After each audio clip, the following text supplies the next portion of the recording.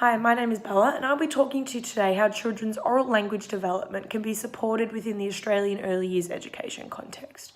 So children's oral language skills develop from the first sound they make as a baby, and from the 3 to 12 months phase, children will now begin to use their own words, jargon phase, play with sounds and gestures, and parents will start to enforce the word mama and dada, and this will eventually pay off when children are able to speak their first words. From the 18 months to 3 years, children will start to play with sentences and try and communicate with others.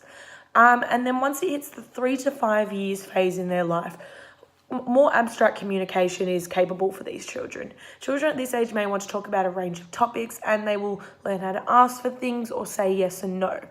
Once it hits the 5 to 8 years, children will now learn more words and start to understand how the sounds work in the English language. They'll become storytellers and learn new grammar skills, which will eventually pay off when they are able to read and write. So some key features of the learning environment that support children's oral language is the early childhood setting, which can include the home, childcare, preschool and school. Pretty much anywhere a child can focus and learn.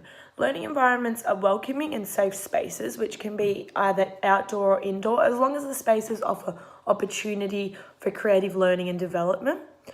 Classroom setup is also a key way to enhance children's learning. It allows children to learn visually and through a creative way, and it also allows for the educator to enforce a way that they think their children will learn best. Also, the correct use of materials in the classroom enhances learning, as children now have access to digital technology. They are able to learn through tangible objects such as toys, books, pens, and they now have access to art, and they can further expand their skills in other ways. And another thing that creates a positive learning environment is positive minds. If the educator and parents are supportive and encouraging, children will want to broaden their knowledge. So the early years learning framework is a framework that is used in the Australian educational context and describes the principles, practices and outcomes that support and enhance young children's learning from birth to 5 years of age, as well as their transition into primary school. The framework heavily focuses on 3 themes, which is belonging, being and becoming, as every child's identity and sense of culture play big parts in their learning, and as educators, teachers need to ensure that they focus on these themes as they are shaping these children to become knowledgeable young children and then move into adulthood. They need to teach these students to be respectful and, most importantly, be themselves. A key outcome in the early years learning framework from the 5 is that children are effective communicators, and children's communication begins from the first time they make a sound or use gestures as a baby. The expansion on children's communication begins in early childhood as they begin to socially integrate with other children and form their own ways of orally developing and communicating with others.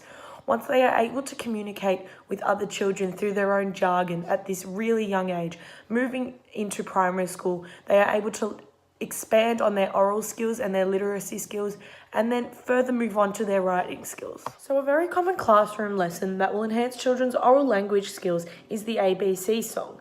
Kids often memorise the song at an early age, but recognising the letters and learning their meaning takes a little more time. The task can be a learning experience and a lesson, as it is something that will not only set them up for oral development, but literacy and reading skills also. This lesson would be delivered in an early childhood setting such as a kindergarten. A teaching method that the alphabet can be delivered in an early childhood setting would be through classroom singing. If a child is able to learn the ABC song as a collaborative group and through memorising and remembering it, it allows them to further understand it when they move on in their educational journey. A common extension from learning the song will be for the child to then understand the meaning of the letters and put them together to create words, then further on develop complex sentences, writing skills and so forth.